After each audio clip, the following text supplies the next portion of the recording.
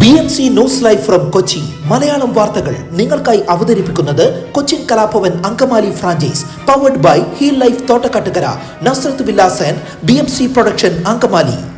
നമസ്കാരം, BMC radio Malayalam വാർത്തകളിലേക്ക് സ്വാഗതം. ഞാൻ ധനുകൃഷ്ണ. ആലുവ നഗരത്തിലെ പ്രൈവറ്റ് ബസ് സ്റ്റാൻഡിന്റെ പ്രവേശന കവാടത്തിലെ അനധികൃത പാർക്കിംഗ് ഇവിടെ വന്നു പോകുന്ന ബസ്സുകൾക്കും യാത്രക്കാർക്കും ബുദ്ധിമുട്ടുണ്ടാക്കുന്നു. ഇരുചക്ര വാഹനങ്ങൾ മുതൽ കാറും ലോറിയും വരെയുണ്ട്. ഇക്കൂട്ടത്തിൽ ബസ്സുകൾക്ക് അകത്തേക്ക് കടക്കാനും പുറത്തേക്ക് പോകാനും തിരിക്കാനും പ്രയാസം നേരിടുന്നതായും ഡ്രൈവർമാർ പറഞ്ഞു. അതിനാൽ തിരക്കേറിയ സമയങ്ങളിൽ യാത്രക്കാരെ വഴിയിലിറക്കി സ്റ്റാൻഡിൽ കയറാതെ പോകാൻ പലരും നിർബന്ധിതരാകുന്നു. പ്രൈവറ്റ് ബസ് സ്റ്റാൻഡിൽ KSRTC ഓർഡിനറി ബസ്സുകളും കയറിയിറങ്ങി പോകുന്നുണ്ട്. ബസ്സുകൾ കയറാനും ഇറങ്ങാനും പ്രയാസം നേരിട്ടാൽ ഈ സംവിധാനം നിന്നു പോകുമോ എന്ന ആശങ്കയുമുണ്ട്. 2 വർഷം മുൻപ് ട്രാഫിക് പോലീസ് സ്റ്റാൻഡിനകത്ത് അനധികൃതമായി പാർക്ക് ചെയ്യുന്ന വാഹനങ്ങൾ ചങ്ങലയിട്ട് പൂട്ടി പിഴ അടുപ്പിച്ചിരുന്നു. കുറച്ചു കാലത്തേക്ക് അതിന്റെ ഗുണം കിട്ടി. പരിശോധന നിലച്ചതോടെ പാർക്കിംഗ് വീണ്ടും ആരംഭിച്ചു.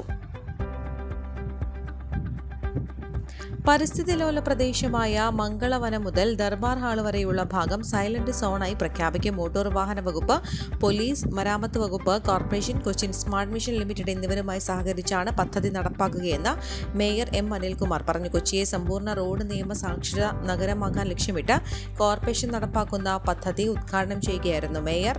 റോഡ് സുരക്ഷാ നിയമങ്ങൾ പാലിക്കേണ്ടതിന്റെ ആവശ്യകത മുൻനിർത്തി 6 മാസത്തെ ബോധവൽക്കരണ പരിപാടിയാണ് പദ്ധതി നടപ്പാക്കുക. സംസ്ഥാന മോട്ടോർ വാഹന വകുപ്പിന്റെ സഹകരണത്തോടെയും MCMS institute of road safety and ട്രാൻസ്പോർട്ടേഷന്റെ സാങ്കേതിക സഹായത്തോടെയുമാണ് പദ്ധതി നടപ്പാക്കുന്നത്. Deputy transport commissioner Anoop Varkey, regional transport officer TM Jenson, SMCS group of institution group director doctor CJ പ്രവീൺസാൾ, ഡെപ്യൂട്ടി ഡയറക്ടർ പ്രദീപ് നായർ തുടങ്ങിയവർ പ്രഭാഷണം നടത്തി. കോർപ്പറേഷൻ സ്ഥിരം സമിതി ചെയർമാൻ PR റിനീഷ് അധ്യക്ഷത വഹിച്ചു. MCMS institute for safety and transportation director G. Adarshkumar, സ്ഥിരസമിതി അധ്യക്ഷരായ Sheeba Lal, Priya Prashanth, councillor Padmaja S. Menon, corporation secretary PS. Shibu, head director doctor Rajan, environment engineer Aswathy Murali എന്നിവർ പ്രസംഗിച്ചു. നഗരസഭ പൊളിച്ചു മാറ്റിയ തട്ടുകടകളുടെയും ഫ്ലെക്സ് ബോർഡുകളുടെയും കൊടിമരങ്ങളുടെയും ശേഷിപ്പുകൾ വാഹനങ്ങൾക്കും കാൽനടക്കാർക്കും ദുരിതമായി മാറുന്നു. കഴിഞ്ഞ ദിവസങ്ങളിൽ പലയിടങ്ങളിലായി പൊളിച്ചിട്ട സാമഗ്രികളും മുറിച്ചുമാറ്റിയ പൈപ്പുകളുടെ കുറ്റികളും റോഡ് വക്കിൽ കിടക്കുകയാണ്. കളക്ടറേറ്റിന് സമീപം മുറിച്ചുമാറ്റിയ ഇരുമ്പ് കൊടിമരത്തിന്റെ കൂർത്ത കുറ്റികൾ ഒട്ടേറെ വാഹനങ്ങളുടെ ടയർ പഞ്ചറാക്കി. സീപോർട്ട് എയർപോർട്ട് റോഡിലും സിവിൽ ലൈൻ റോഡിലുമായി 2 ആഴ്ചക്കിടെ 150ഓളം തട്ടുകൾ പൊളിച്ചു നീക്കിയിരുന്നു. ഇതിന്റെ പകുതിയോളം അവശിഷ്ടങ്ങൾ ഇപ്പോഴും റോഡരികിലുണ്ട്. കോടിമരങ്ങൾ നീക്കുമ്പോൾ അവ മണ്ണിനടിയിൽ നിന്ന് പൂർണ്ണമായി പിഴുതെടുക്കാതെ മുറിച്ചെടുക്കുന്നതിനാൽ കുറ്റിയായി ശേഷിക്കുന്ന ഭാഗമാണ് ഭീഷണി ഉയർത്തുന്നത്.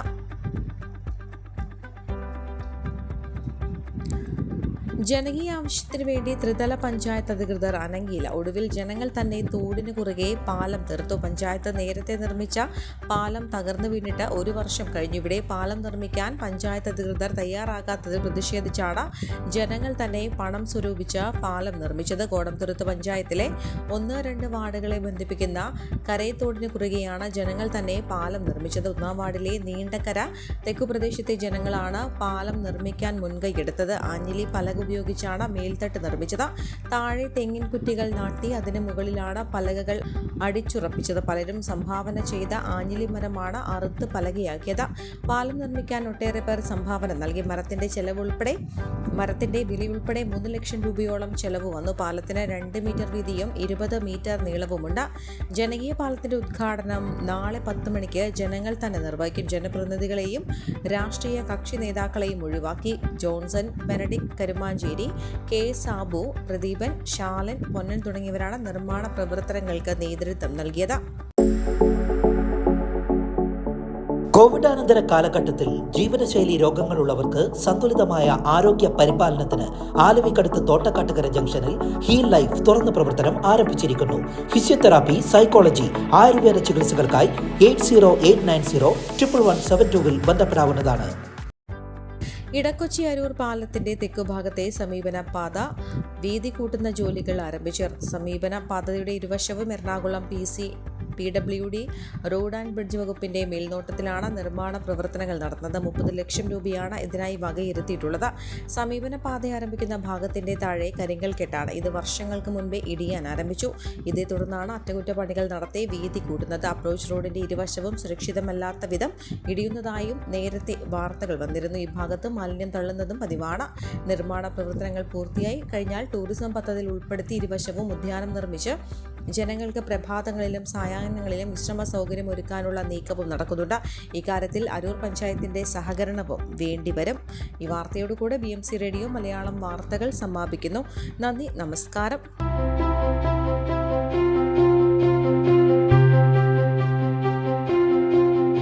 അങ്കമാലി പ്രദേശത്തെ കലാവിദ്യാർത്ഥികൾക്ക് സുവർണ അവസരം.